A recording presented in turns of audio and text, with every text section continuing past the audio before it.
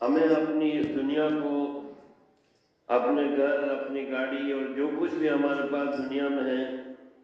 ان کو اس طرح دیکھنا چاہیے جیسے ریلوے اسٹیشن پر پیسنجر دیکھتے ہیں اور ریل میں بیٹھے ہوئے پیسنجر دیکھتے ہیں۔ اب بہت سی مرتبہ ایسا ہوتا ہے کہ ریلوے اسٹیشن پر ایک سیٹ پر بہت بڑا سیٹ بیٹھا ہے جو کروڑ پتی ہے، لیکن وہ سیٹ ٹوٹی ہوئی ہے۔ اب اگر اس سے کوئی کہے کہ سیٹ صاحب آپ اتنے مالدار ہو، کیا ٹوٹی ہوئی سیٹ پر بیٹھے ہو یار، باہر بڑھیا دکان لگی ہوئی ہے، شو روم، وہاں سے کرسی منگا کے اس پہ بیٹھو نا، یہ ٹوٹی ہوئی کرسی پر کیا بیٹھ گئے؟ تو وہ کہے گا یار میں کوئی ہمیشہ کے لیے تھوڑی بیٹھا ہوں، میں تھوڑی دیر کے لیے بیٹھا ہوں، گاڑی آئے گی میں چلا جاؤں گا، مجھے کیا لینا دینا کرسی پہ ٹوٹی ہوئی ہے تو۔ اگر ریلوے اسٹیشن پر صفائی نہیں ہے، سڑک پلیٹ فارم ٹوٹا ہوا ہے تو کبھی وہ ٹھیک نہیں کرائے گا۔ وہ کہے گا میں کیوں کروں یار، مجھے کوئی یہاں رہنا ہے کیا، میں تو یہاں تھوڑی دیر کے لیے ہوں، میری گاڑی آئے گی میں چلا جاؤں گا۔ ریل میں بہت سی مرتبہ ہم بیٹھے ہوئے ہوتے ہیں ڈبے میں، اب وہاں کچرا پڑا ہوا ہوتا ہے، کبھی کبھی لائٹ خراب ہوتی ہے، کبھی پنکھا خراب ہوتا ہے، کبھی لیٹرنگ صاف نہیں ہوتا ہے، تو کوئی آدمی وہاں کی صفائی کے اندر نہیں لگتا ہے اور اس کے پنکھے کو ٹھیک کرنے میں نہیں لگتا ہے۔ اب اگر اس سے کوئی کہے یار تم پنکھا ٹھیک کرو کہ نہیں ہے، یہ لائٹ ٹھیک کرو اور یہ صفائی کرو، دیکھو تو اتنی گندگی پڑی ہے، اور وہ لیٹرنگ صاف نہیں ہے، صاف کرو، وہ کہے گا میں کیوں کروں یار، میرے تو ابھی پلیٹ فارم آنے ہوئے، اسٹیشن آنے والا ہے، میرا اسٹیشن آئے گا میں اتر جاؤں گا، مجھے اس سے کیا لینا دینا، مجھے کوئی یہاں رہنا تھوڑی ہے۔ تو میری بہنوں، ہم دنیا میں بھی اپنے گھر اور اپنے مکان کو اسی طرح سمجھیں کہ ہم تھوڑی دیر کے لیے یہاں ہیں، جب ہماری موت کی گاڑی آئے گی تو ہمیں روانہ ہونا پڑے گا اور یہ سب کچھ چھوڑ کر جانا پڑے گا۔ دنیا جی لگانے کی جگہ نہیں ہے، مسافر کی طرح زندگی گزارے ہم یہاں پر، ہم تھوڑی دیر کے لیے مسافر بن کر آئے ہیں، چلے جائیں گے یہاں سے۔ ایک فقیر صدا لگاتا ہے، مجھے وہ صدا بہت اچھی لگتی ہے، نہ یہ گھر تیرا نہ یہ گھر میرا، یہ تو دو دن کا رین بسیرا ہے، کسی کا گھر نہیں ہے۔ لوگ اپنے گھروں پر نام لکھواتے ہیں، فلاں منزل، ارے ان کی منزل ہوتی ہے تو کیا جنازہ یہاں سے تھوڑی نکلتا؟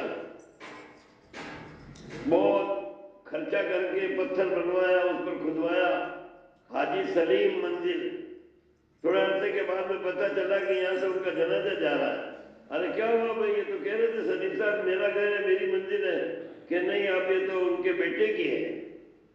کچھ سالوں کے بعد اس کا بھی جنازہ نکلتا ہے، ارے کیا ہوا یہ کس کا مکان ہے، کہ ان کے پوتوں کا ہے۔ ارے یار تو پہلے تو دادا کہتے تھے میرا ہے، پھر وہ باپ کہتے تھے میرا ہے، اب پوتے کہہ رہے میرا ہے، ارے یہ کسی کا نہیں ہے، سب اللہ کے ہیں۔ یہ اللہ پاک قرآن میں کہتا ہے وَلِلَّهِ مِيرَاثُ السَّمَاوَاتِ وَالْأَرْضِ، زمین آسمان سب اللہ کی میراث ہے۔ تو میری بہنوں، ہم اس دنیا میں جی لگانے کے لیے نہیں آئے ہیں، ہم اس دنیا میں اس لیے آئے ہیں کہ اپنی آخرت کی تیاری کریں، اپنی موت کو سامنے رکھیں اور اپنی جنت کو سامنے رکھیں اور دوزخ سے بچنے کی ہر وقت فکر کریں۔ روزانہ ہمارے نبی 7 مرتبہ یہ دعا مانگتے تھے، اللہم انا نسألک الجنت الفردوس، اللہم انا نسألک الجنت الفردوس،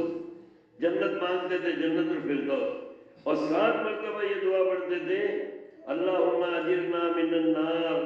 اللہم اجرنا من النار، اے اللہ آگ سے بچا، آگ سے بچا، دوزخ سے بچا۔ میری بہنوں، ہر وقت ہمیں اس بات کی فکر ہونی چاہیے کہ میں چلا جاؤں گا یہاں سے، میں اس دنیا سے چلی جاؤں گی، میں یہاں رہنے کے لیے نہیں آئی ہوں، کچھ عرصے کے لیے ہوں، جیسے میرے سے پہلے بہت ساری عورتیں چلی گئی ہیں، میں بھی چلی جاؤں گی، تو مجھے تو ایسی یہاں سے ایسا سرمایہ اکٹھا کرنا ہے اور یہاں مجھے ایسی دولت لے کر جانا ہے جس کی وجہ سے اللہ میرے سے خوش ہو جائے اور مجھے جنت مل جائے اور اللہ مجھے دوزخ سے بچا لے۔ یہ 3 فکر ہمارے اندر ہر وقت ہونی چاہیے، اللہ راضی ہو جائے، جنت مل جائے اور دوزخ سے بچ جائے۔ ہر ایک کو یہ 3 فکر دلاؤ میری بہنوں، جس سے تمہاری ملاقات ہو اس کو یہ فکر دلاؤ، کہ بہن سب سے زیادہ فکر کی چیز یہ ہے اللہ راضی ہو جائے، جنت مل جائے، دوزخ سے بچ جائیں۔ اب اس کے لیے کیا کرنا پڑے گا؟ اس کے لیے ایمان ہے، نماز ہے، قرآن ہے، اللہ کا ذکر ہے، اخلاق ہے، اخلاص ہے، دین کا کام ہے۔ یہ جو 6 نمبر ہیں یہ ہمارے سرمایہ ہے میری بہنوں۔ یہ 6 نمبر ہمیں جنت دلوائیں گے، یہ 6 نمبر ہماری قبر کو جنت کا باغ بنائیں گے، یہ 6 نمبر ہمیں پورے صراط پر بجلی کی طرح پار کریں گے، یہ 6 نمبر ہمیں دوزخ سے بچائیں گے، یہ 6 نمبر ہمیں جنت میں لے جائیں گے، اور یہ 6 نمبر ہمیں جنت میں درجے بلند کروائیں گے۔ اس لیے میری بہنوں یہ 6 باتیں اپنے اندر پیدا کرنے کی فکر کرو، ہر ایک کو اس کی دعوت دو، اور یہ سمجھاؤ کہ یہ 6 باتیں ہم اس لیے کہہ رہے ہیں آپ کو کہ ان 6 باتوں کی برکت سے اللہ راضی ہوگا، ان 6 باتوں کی برکت سے جنت ملے گی، ان 6 باتوں کی برکت سے دوزخ سے اللہ بچائے گا۔ جتنا ہو سکے دوزخ کی آگ، دوزخ کا سانپ بچھو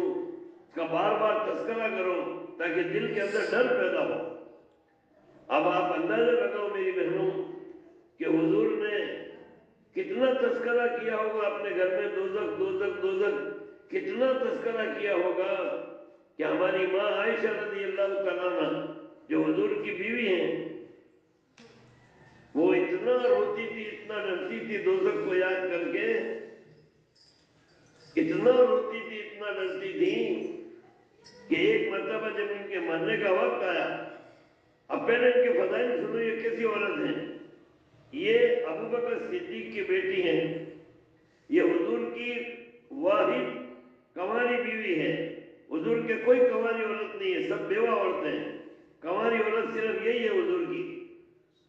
حضور کی بیوی ہیں، ابو بکر کی یہ بیٹی ہیں، اور اللہ کے اتنا اونچا ان کا مرتبہ ہے کہ جبرائیل علیہ السلام ان کو سلام کہتے تھے، اور اللہ نے اپنے نبی پر وہی بھیجی کہ تم عائشہ سے نکاح کرو، اور عائشہ رضی اللہ تعالیٰ عنہ کی تعریف میں سورہ نور میں 18 آیتیں آئی ہیں۔ اللہ نے عائشہ کی تعریف کی ہے کہ عائشہ اتنی نیک عورت ہے، اور عائشہ پاک دامن ہے، اور عائشہ پاک ہے، اور دین کی معلومات ان کو اتنی تھی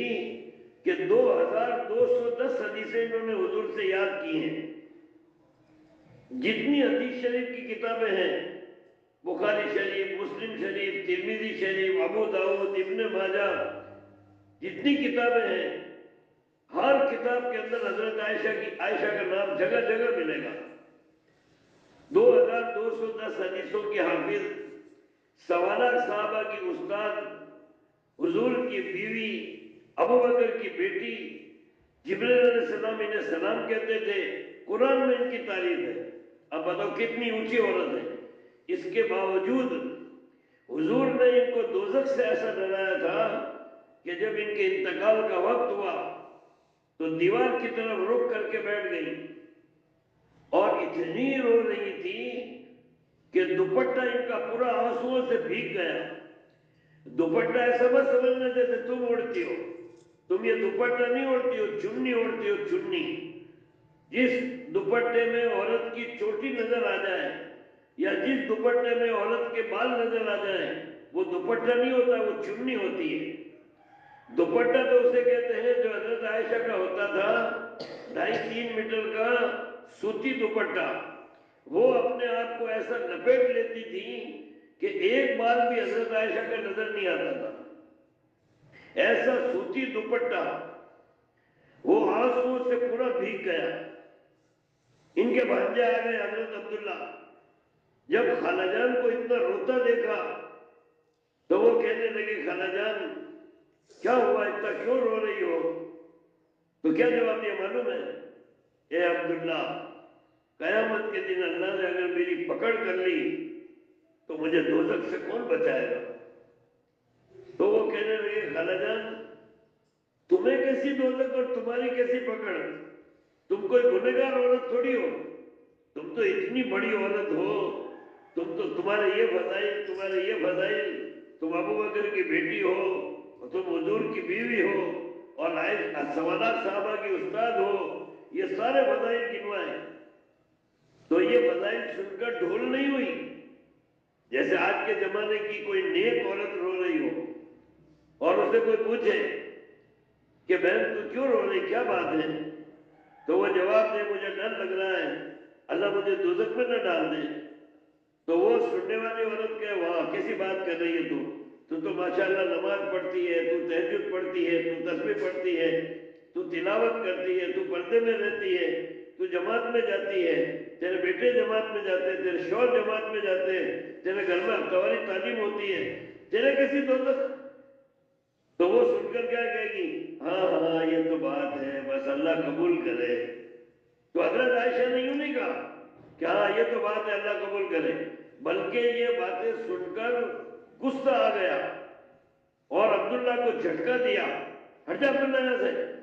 مجھے ان باتوں کے ذریعے سے دھوکہ مت دے، کاش میں پیدا نہ ہوتی، کاش میں گھاس ہوتی مجھے جانور کھا جاتے، میرا کیا ہوگا اللہ کے یہاں۔ یہ کیفیت میری بہنوں اس لیے ہوئی تھی کہ حضور ہر وقت دوزخ سے ڈراتے رہتے تھے۔ آج ہمارے گھروں میں ہماری آپس کی بات چیت میں جنت کی باتیں نہیں ہوتی ہیں، دوزخ کی باتیں نہیں ہوتی ہیں، قیامت کی باتیں نہیں ہوتی ہیں، قبر کی باتیں نہیں ہوتی ہیں، تو بالکل ڈر نکلا ہوا ہے، کبھی خوف نہیں آتا ہے کہ کیا ہوگا۔ اس لیے میری بہنوں اپنے تذکرے میں جنت کو لاؤ، دوزخ کو لاؤ، بار بار اس کی باتیں کرو، بار بار اللہ کی باتیں کرو، اور خود کی بھی یہ نیت کرو اور سب کی نیت یہ کرواؤ، اللہ کو خوش کرنا ہے، جنت حاصل کرنی ہے اور دوزخ سے بچنا ہے۔ یہ مین 3 کام ہے، ہم دماغ میں بٹھا لو، اللہ کو راضی کرنا، جنت حاصل کرنی اور دوزخ سے بچنا۔ اب اس کے لیے کیا کرنا پڑے گا؟ اس کے لیے یہ 6 باتیں جو ہیں یہ اپنی زندگی میں لانی پڑیں گی۔ اگر ہماری یہ 6 باتیں زندگی میں آ گئی، ایمان، نماز، علم، ذکر، اکرام مسلم، اخلاص نیت اور دین کا کام، اور فضول باتوں سے بچنا، تو یہ باتیں اگر زندگی میں آ گئیں تو ان کی برکت سے اللہ خوش ہو جائے گا، جنت مل جائے گی اور اللہ دوزخ سے بچا لے گا۔ اللہ پاک ہم سب کو کہنے سننے سے زیادہ عمل کرنے کی توفیق نصیب فرمائے۔ وآخر دعوانا الحمدللہ رب العالمین۔ Thanks for watching. Don't forget to like, comment, share and subscribe to Al Wahid channel.